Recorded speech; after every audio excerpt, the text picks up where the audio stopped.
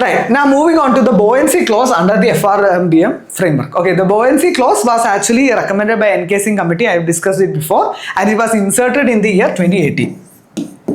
Okay, the buoyancy clause requires the fiscal deficit to fall at least 0.5% below the target if real output grows 3% faster than the average of the previous 4 quarters.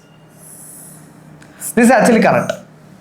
Okay, previous 4 quarters average you take, and if your output is 3% growing faster than that value, okay, then the target should be 0.5% less. So fiscal deficit target would mean that it would be 2%, and effective revenue deficit target would be 0.3% by financial year 2023. Okay, so that is the buoyancy clause. It was recommended by NK Singh committee to ensure fiscal discipline during high growth phases. Is correct. Right. So both 1 and 2 will be the answer. I explained buoyancy clause as well as escape clause as well. Right.